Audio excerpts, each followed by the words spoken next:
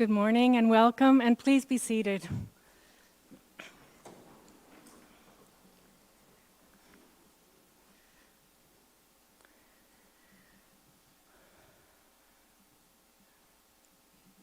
Welcome to this service of celebration for Albert Zwart. And as well, we extend a very warm welcome to family members who've traveled from the Netherlands, Sweden, New Zealand, Costa Rica, and various locations in Canada. Today, we gather in the protective shelter of God's healing love. We gather together to honor Albert's life. In this circle of grief and healing, we try to find comfort in music, memories, and prayers. For our call to worship today, I'm just reading a verse from Psalm 91. I will hold you up on eagle's wings, bear you on the breath of dawn, make you to shine like the sun, and hold you in the palm of my hand. Our opening hymn today is Morning Has Broken.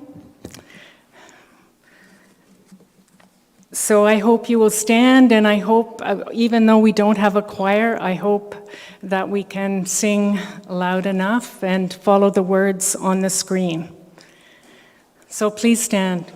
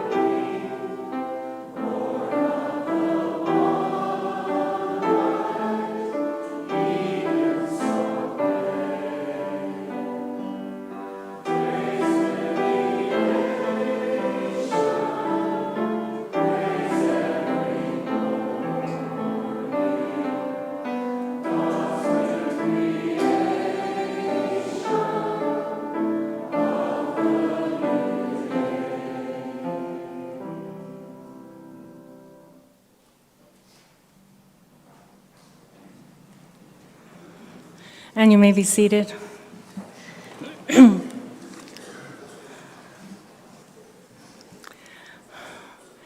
let's now just take a brief moment as we center ourselves in prayer.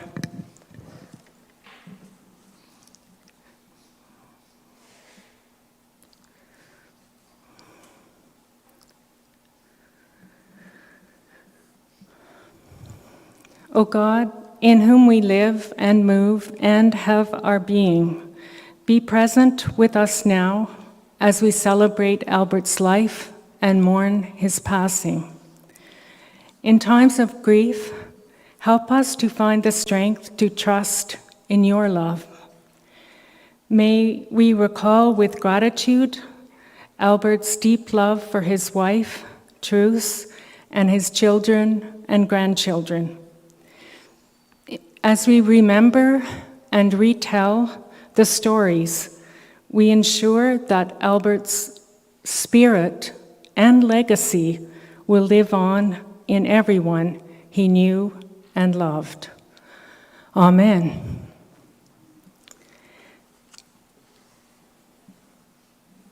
And the first reading today is Psalm 23. The Lord is my shepherd, I shall not want. He makes me to lie down in green pastures. He leads me beside the still waters. He restores my soul. He leads me in the paths of righteousness for his name's sake. Yea, though I walk through the valley of the shadow of death, I will fear no evil, for thou art with me. Thy rod and thy staff, they comfort me. Thou preparest a table before me in the presence of my enemies. Thou anointest my head with oil, my cup runneth over.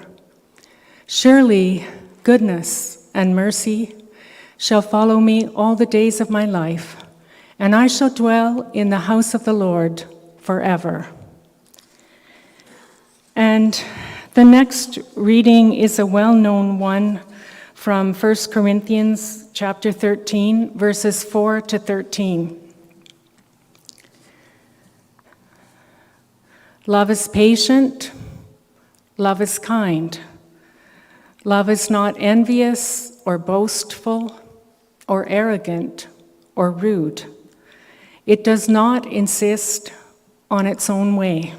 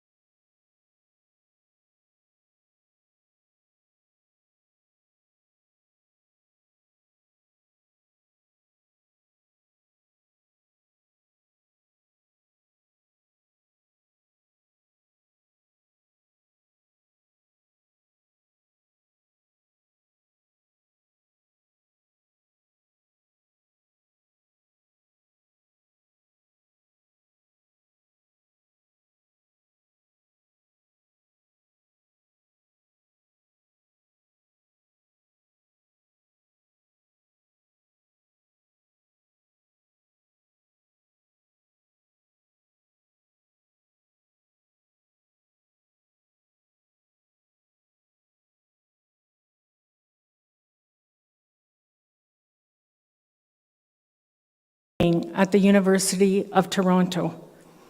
Their permanent move to Canada marked the start of their marriage and the beginning of a great new adventure.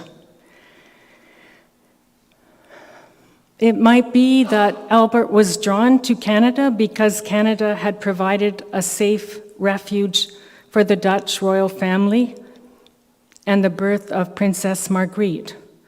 Also, for someone interested in forestry and trees, Canada really has it all in that domain.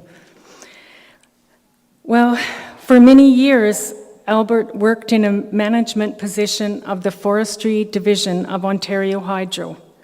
He was also involved in tree planting and instrumental in developing the Saugeen River Trail, which starts, as most of you I'm sure know, just beside the Walkerton Tim Hortons. I have walked that trail many times and appreciate the beauty of the Saugeen River, lined by a variety of trees, and that is indeed part of Albert's legacy. Well, recently I picked up a book called The Hidden Life of Trees, and it's quite a fascinating read, especially when we know how much Albert was interested in trees and forests. And apparently, when trees are growing in a forest, they are all interconnected. If one tree is doing poorly, the other trees will support it by sharing nutrients via a network of roots and fungi fibers. They communicate via signals transmitted through this network. So to sum up, when trees are planted in a forest, they are much stronger than when one tree stands alone and is isolated from others. And it just seemed to me that this cooperative process applies to Albert's work, given that his commitment to this community lives on in the Saugeen River Trail, his tree planting efforts, and I understand there's one right outside at the front of this church that Albert planted, and his preservation of green areas, all of which provide so much enjoyment and appreciation of nature for everyone who lives in this area or visits this area.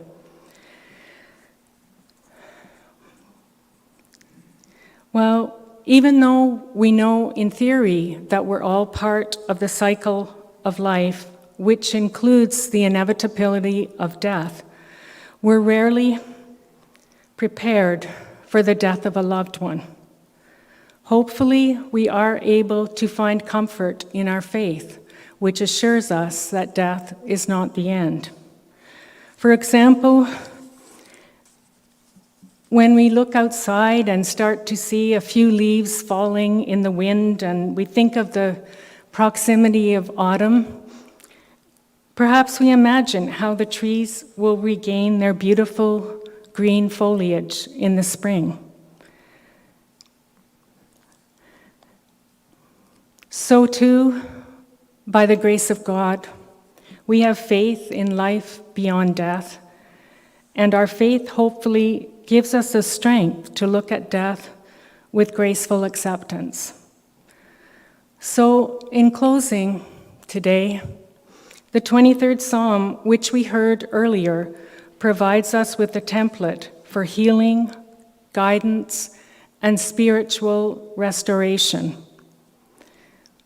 It is wonderful that just 2 months ago, Albert and Truus traveled to the Netherlands and were able to visit with all of Albert's family. Those shared moments of love and connection will always be a source of spiritual sustenance and healing.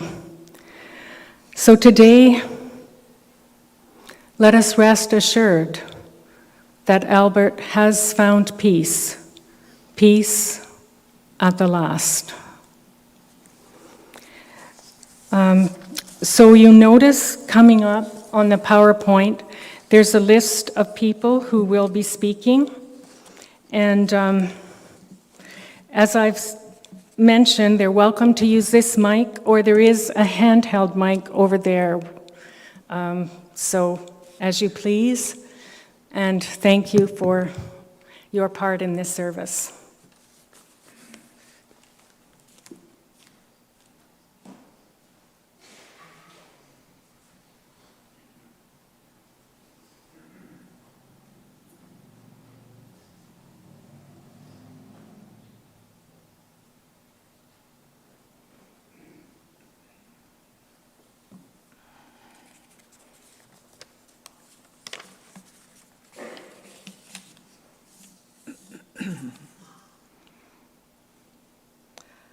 Albert never got to say goodbye.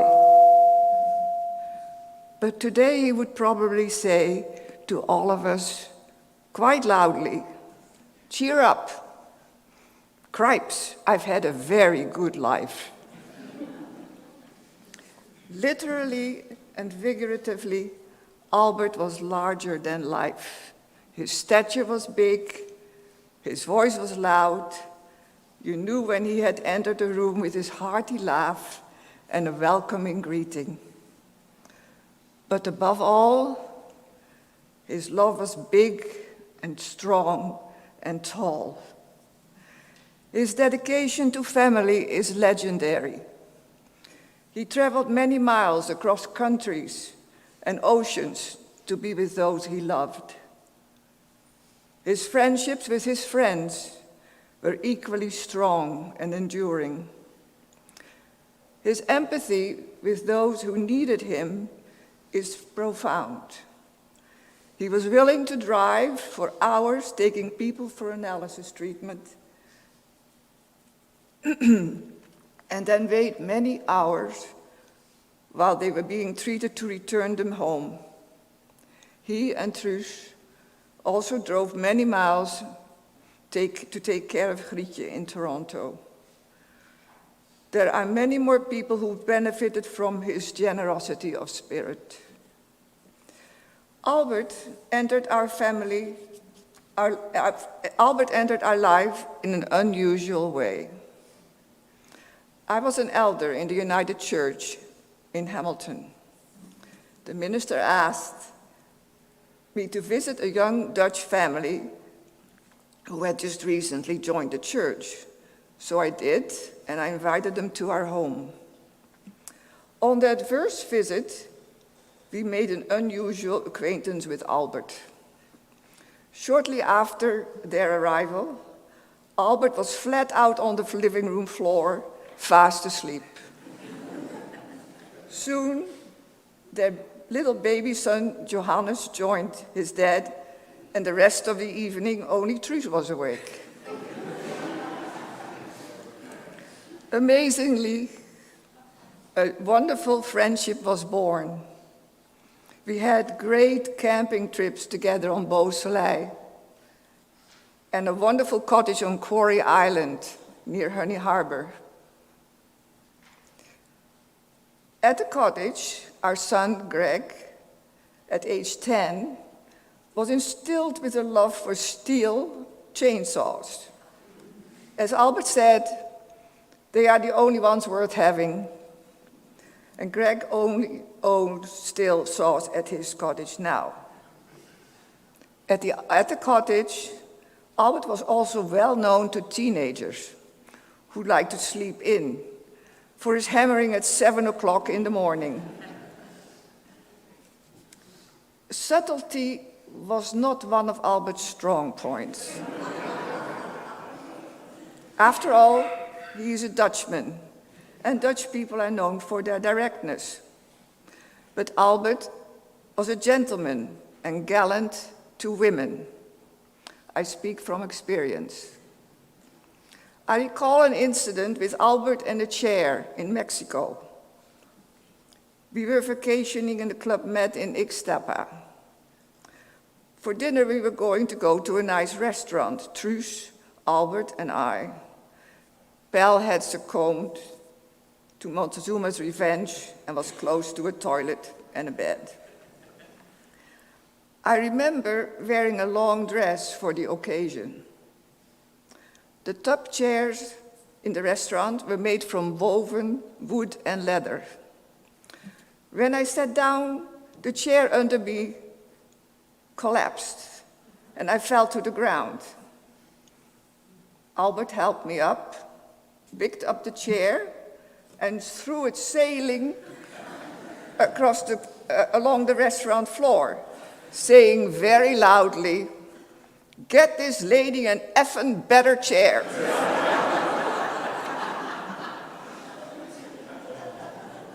This was Albert's gallantry to a lady in distress in full display. I'm sure you have your own colorful stories with Albert. Albert not only cared about his family and friends, but also deeply cared about his community in Walkerton. He was instrumental in planting thousands and thousands of trees, which not only are a lasting legacy for Walkerton, but also for the environment.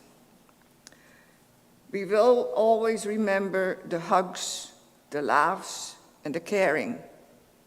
Albert was above all a deeply caring and devoted man to all those he loved and who loved him. And yes, cripes, he had a very good life.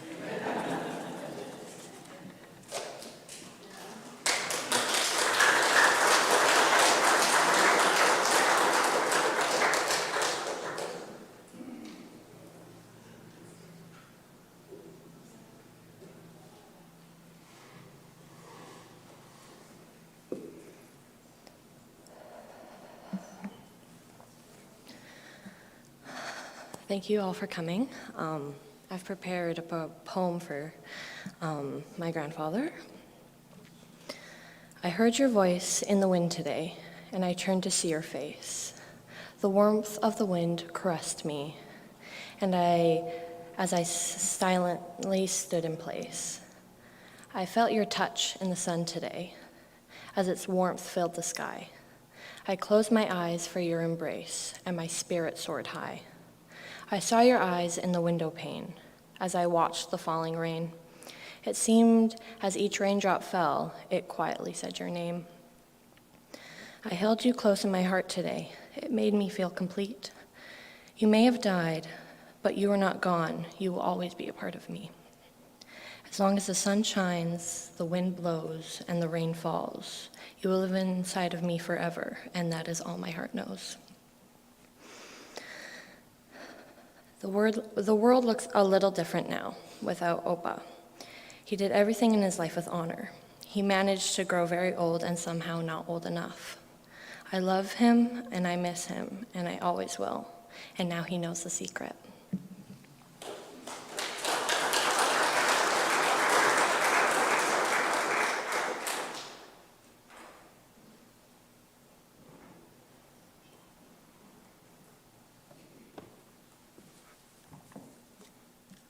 I would like to start off by saying how thankful I was to have an Opa like him. He will forever be in our hearts. Opa was a very thoughtful person, and he would be thankful for all of you for coming. I know this might get a little emotional, but I would like to take some time to share some memories, or you could call them stories about my Opa. Growing up with someone like Opa brings a lot of memories that I will forever cherish. He made our Christmases so fun and memorable, as he did with every visit to Walkerton and every visit to Oakville. Like one Christmas morning, I woke up with a terrible flu, and I ended up falling asleep on the couch halfway through opening up presents, and while Opa had the lovely pleasure of opening up the rest of my presents. I remember the jokes he used to tell and how they made me laugh a lot. And sometimes it was just the way he said things that cracked me up. Now, knowing that Opa was able to make it to my grade 8 graduation ceremony makes me so happy that I was able to achieve that milestone with him by my side. He was such a wholesome human being, and I loved him. There were times when I was a little one that I would be in his backyard with him, Oma, my mom, my dad, and my brother, and we would have these cherry spitting contests to see who could spit the cherry pit the furthest. And I would always win the contest for being the most covered in cherry juice. The past couple of years for Christmas, I would get him a roll of toilet paper as a joke, and there was usually a message written on it that he could not use for months, but then he would eventually use it. There were so many other memories that I will never forget. like the time my mom and I wanted to go to Costa Rica, and as soon as he found out, he booked a plane ticket to join us.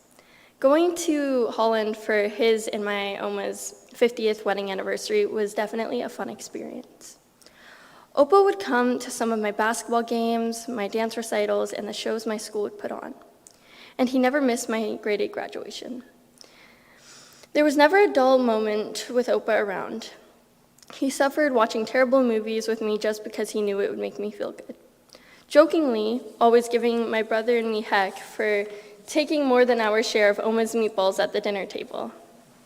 He loved to spoil his grandkids, Rio, Jackson, Zaya, and me. Opa was such a loving and lovable person. He was patient and supportive.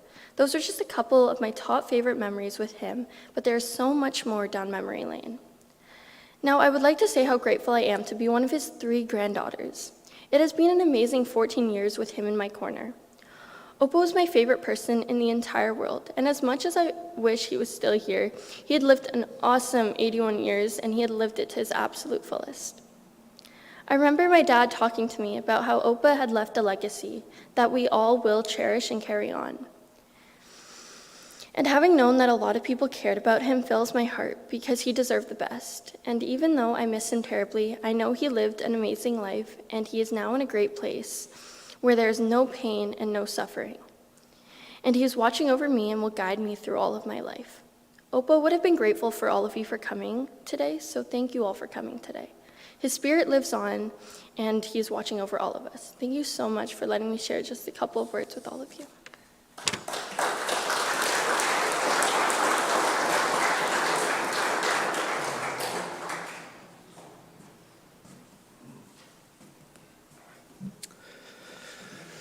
For those of you who don't know, my name is Jackson Turiak.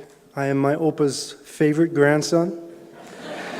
I just so happen to be his only grandson. My Opa, he meant a lot to me, and he means a lot to everybody in this room.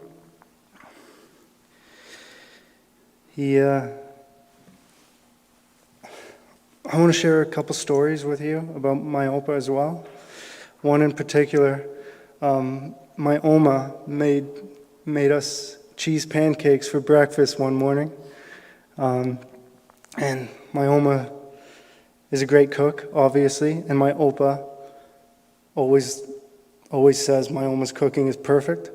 But this one morning, she made us cheese pancakes, and he did not hesitate to say these were the worst pancakes he'd ever eaten in his entire life. We laughed about it hysterically. He was always such a fun person to be around. Sometimes he'd make jokes and his voice would stay the same as when he's serious, so you don't know when he's telling jokes. And just made it a whole lot funnier. But my Opa, he was also a teacher. He's taught me a lot of things, a lot to do with cutting down trees and splitting wood and just about everything to do with trees. I remember I was cutting down a Christmas tree and we had this, I guess you could say, ritual. We'd go out into their backyard and next to the campfire, we had this tree that we'd cut halfway down so it would grow back the next year. And so I was cutting it down and he said, no, you can't do it there, you have to do it below this one branch. And so I did that and then he said, no, it's got to be above that one and below this one. Otherwise it wouldn't grow back to its fullest potential. So I said, okay. I did that and Opa's sitting down in his chair, not doing anything, just walking me through and critiquing me every bit of the procedure. And then I trekked this big giant tree back to the house and he said, oh, you did it wrong. I said, oh well. And we set it up. Christmases at my grandparents' house were always the best Christmases on the planet. You know, we'd get to wake up and we'd have Oma's breakfast is what we call it. The egg, bacon, cheese, bread, casserole thing. It was great. It tasted fantastic, and we loved it. And waking up and seeing Opa sitting in his couch where he sat 99% of the time, not table.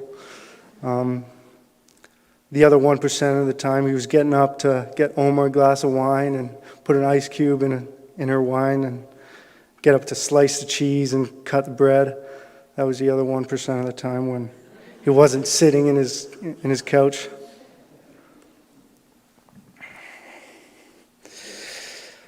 He was a very kind soul. He was always super nice to me and my family, and I couldn't ask for a better grandfather. I'm very excited to pass down his traditions and his soul. Thank you for listening. I love you, Opa.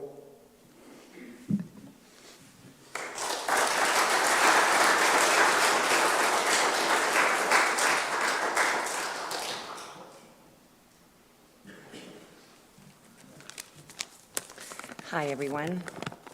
I didn't have time to rewrite it. It's a little poem I wrote for my dad. So what to say with such a spark? His bright flame lit up the dark. Dad, a tall tree, a fine specimen. He was so tall that the clouds were his friend. Now up there and away, my dad's found his place. Alongside the stars, I miss his sweet face, his big belly laugh, his wise certainty, the hearty big hugs, but now he's all free. The way that he left, out with a poof, a hand to the heart, bye-bye, my sweet truce. It was a fast au revoir, back to the source. He lived with panache, only thanks, Pops, of course. I loved you a lot, all of us do. Opa, Albert, all Pops, Dad, you were the best. It's true, I love you.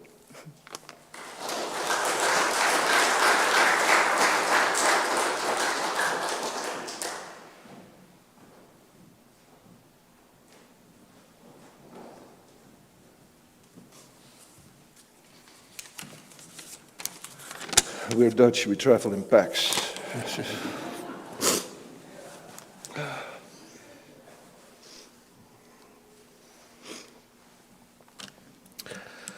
Albert was my big brother, number 2 in a series of 7 brothers.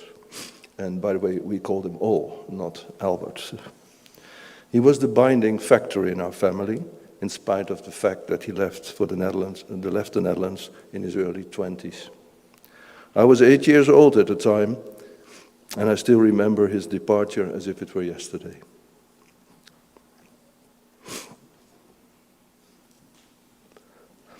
Years before leaving for Canada, he spent some time in the army, where he probably developed his loud voice as a lieutenant. My earliest moments and memories of all go back to this period, when he used to come home in the weekends in an army jeep, which he used to pull down trees in our garden. Just 2 months ago, he cut some trees in our yard at our annual Brothers' Day, a tradition in our family since the death of our father in 1990. All 7 brothers plus partners would come together for a day and a night, organized by one of the 7. All those years, all in Truus have been present. But apart from this annual tradition, all would cross the ocean for weddings, anniversaries, or a funeral. And on top of that, he'd like to make some surprise visits. Like the moment that, when I was 12, I discovered him in the audience of my school play. Or many years later, when he wanted to surprise me for my 50th birthday. Not only did he demonstrate his interest in the family by coming over regularly, he also made the effort to keep in touch with everybody by calling, often using FaceTime. He was the true center of our family, and we will miss him dearly.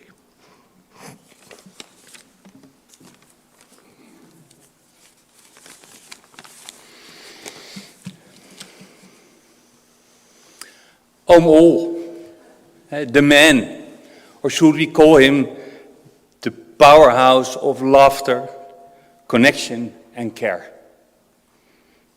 These are the words which come up first if you think about the numerous occasions when we had the pleasure of listening to the stories of the history of the family Zwart, which is a colorful history with dynamics which brought pleasure, tears from all around the world. Zwarten are globetrotters. But a lot of news came from Canada. He brought always news, and that was not always easy with the Zwarte. We are a bunch of characters with only a few deaths. A few. But with his endless energy and always Tante Truus on his side, he organized reunions and all kind of get-togethers which made you proud of being part of the Zwart family. He really brought this with the heart.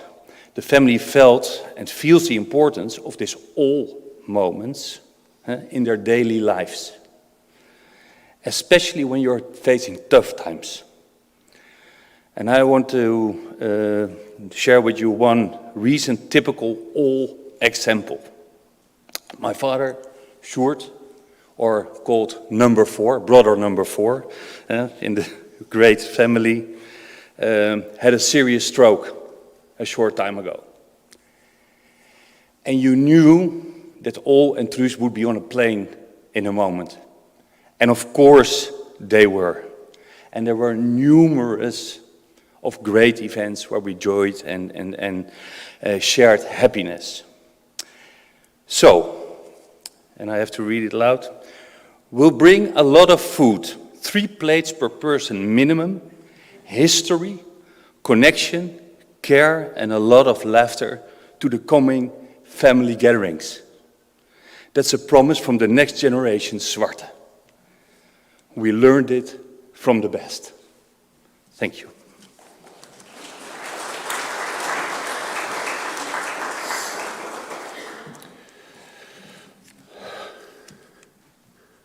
We're all here to respect my brother, pay respect to him for a man that deserves a lot of respect from all of us, I think. And he's the one that came through for, I don't know how many people and organizations. He's an example, I think, to all of us.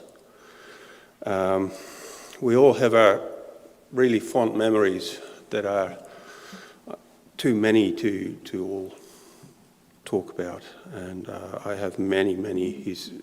Albert and Truus have, being the youngest brother, they've completely embraced me in their family, even though I've never lived in the same country as Albert.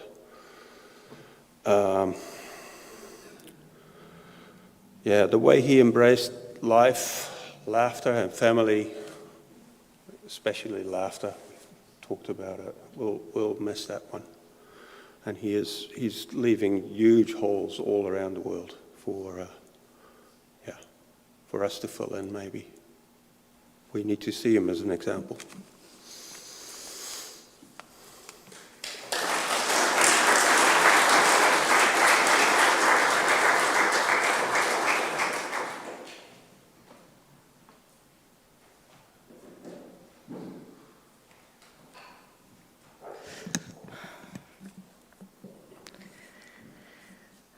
Well, I know that you join me in thanking Marguerite, Rio, Trista, Zaya, Jackson, Marguerite, Zwart, Quint, Thomas, and Yilling for their heartfelt eulogies.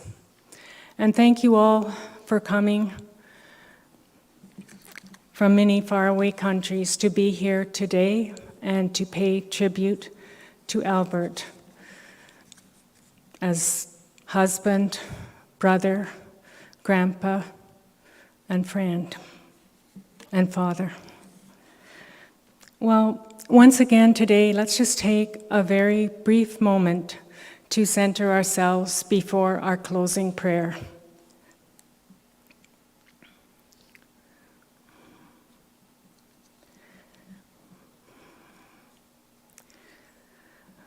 O God of grace and compassion, you have promised that those who mourn will be comforted. May your gift of grace touch all those who mourn today. May they cast their cares upon you and receive some measure of consolation. Today, we are thankful for Albert's life, his many skills, his sense of humor, his love of forestry, his ability to care deeply, and his gift of encouragement offered freely to his children and grandchildren. As we acknowledge Albert's passing, we lift up his family today in our prayers for healing. His beloved wife, Truce, his cherished children, Johan, Marguerite, and Lisbeth, his cherished grandchildren, Rio, Zaya, Jackson, and Trista, his dear brothers, Willem, Zwart, Quint, Lisbeth, Geert, and Yilling, as well as many in-laws, nieces, nephews, and other family members and close friends. In this circle of grief and healing, we also include those who predeceased Albert, his brother Joop, and his parents, Johan and Elizabeth. Let's now just take a very brief moment of silence to remember all that Albert meant in the hearts and minds and memories of all of you who loved him dearly.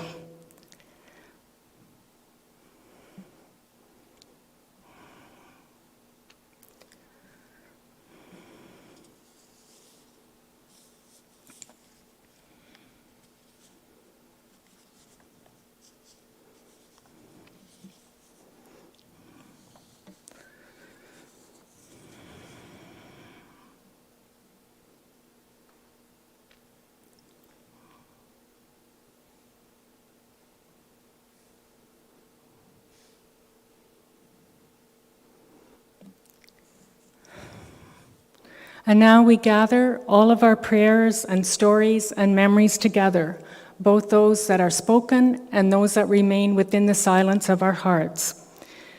And we try to weave them into a beautiful tapestry representing Albert's life. Amen. And now, please stand for our closing hymn, Amazing Grace.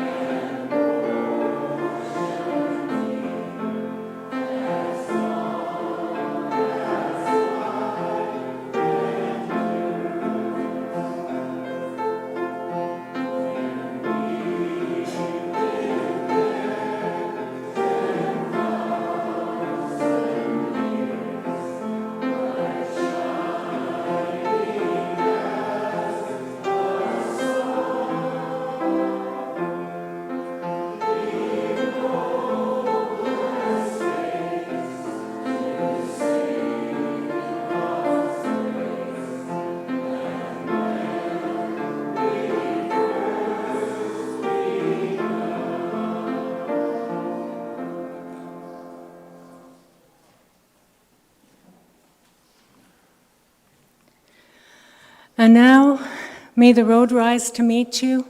May the wind be always at your back. May the sun shine warm upon your face and the rains fall soft upon your fields.